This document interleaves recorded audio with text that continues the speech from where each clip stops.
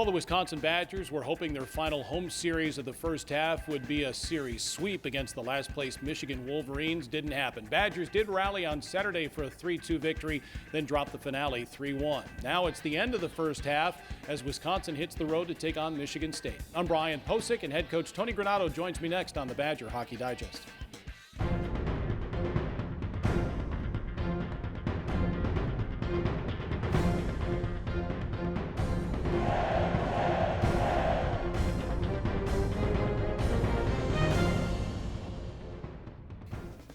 Well, Tony, you knew Michigan was coming to town looking for their first Big Ten win. They were a little banged up, but a hungry team. Mel Pearson's a good coach, and they played well against you this past weekend, didn't they? They did. They played hard. They came out of the gate both games and kind of set the way the game was going to be played, of how physical they were, how hard they were along the boards.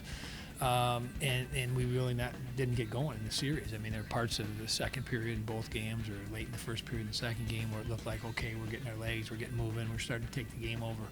But they controlled the majority of the series, and they deserved a split for sure on the road.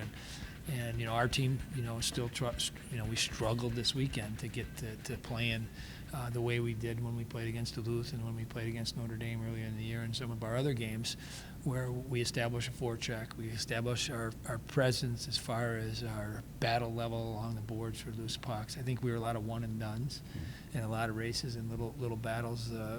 Michigan was more in the mindset of winning those. And for us, we can't win that way. We can't win consistently that way. So again, this is a big weekend coming up for us. We're going to practice a little bit differently this weekend. Our guys know it. They know how to play. They know how hard they need to play. And, with the last two games before break here, this is a good, it's good to go on the road, and it'll be good to just get in a situation where you got to dump pucks in, you got to win battles. Michigan State's going to be very stingy on how they play. They're playing really, really well. So you're going to have to fight for every inch of ice, and I think that's one of those series that we kind of have to get our mindsets and get wrapped around that. That's how we're going to have to win. Yeah, you were telling us earlier that the boys are a little ticked off, upset with how things are going, and you can certainly understand why. So I guess try to put that to good use. Well, absolutely. We all are. I mean, going into Christmas and being around a 500 team is below what our expectations were for this year.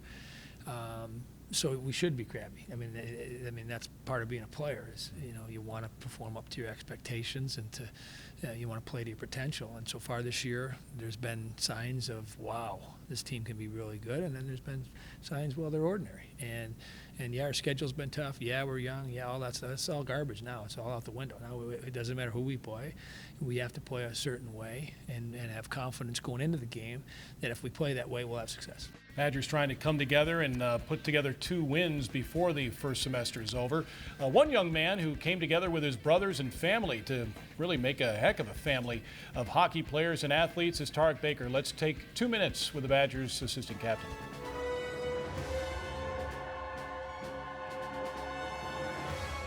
Tell me what it was like growing up in the Baker household.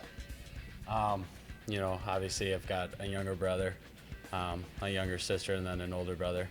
Growing up, my parents, divorced, so, living with my mom most of the time, it was a struggle to get to hockey because she had all 4 of us in there, and, we're traveling every weekend and whatnot. So actually I spent a lot of time with Ty Bice and, John and Alicia and that side of the family. So, for weekends it was, I lived at the Bices, it was another part of their family. So, it's been neat playing with Ty now too, but, growing up, a bunch of hockey, and then I also have my Uncle Rick who, coached out in Oregon for high school, coached a bunch of different places for a long time, and has a couple camps and stuff out there, that I did as a kid and then helped out with for a while. So, he's been a big part of my hockey career too. And then, also I got a little cousin Landon who's out in Michigan playing AAA, and then my cousin Britton who plays at Mankato right now. So a lot of hockey, hockey all the time growing up. Yeah, your brothers Brogan and Brock, they had successful hockey careers and still going, really, right? Yeah. I mean, Brogan won a state championship for Verona against Notre Dame, and now, he's doing real estate and whatnot, but he's getting into coaching with Verona now, so he does the JV and varsity. And then my little brother's back here at home playing in Madison for the Capitals and committed to St. Cloud. So it's been nice to watch him play a couple of games, because growing up it was hard for me to ever really watch him play, being in Omaha and him being at home and then me playing juniors, and it was just a struggle to watch him. So it's been nice being able to watch him finally, in person. Speaking of brothers, that's what this team would like to become. Just, I remember in 2006, the team referred to itself as the Band of Brothers. Yeah. How close are you to that? I think our team is actually really close. We hang out all the time, and whether it's just playing cards at someone's place or go grabbing a bite to eat, it's everything's being tossed in the group chat for everyone to come if anyone wants and whatnot. So I think that part of that side of things, we're really close and whatnot. So obviously we would like to see it translate into more wins or whatnot, but I think it's every team's going to have its ups and downs, and right now we need to find a way to get out of it. And I think just everyone on our team needs to step up right now.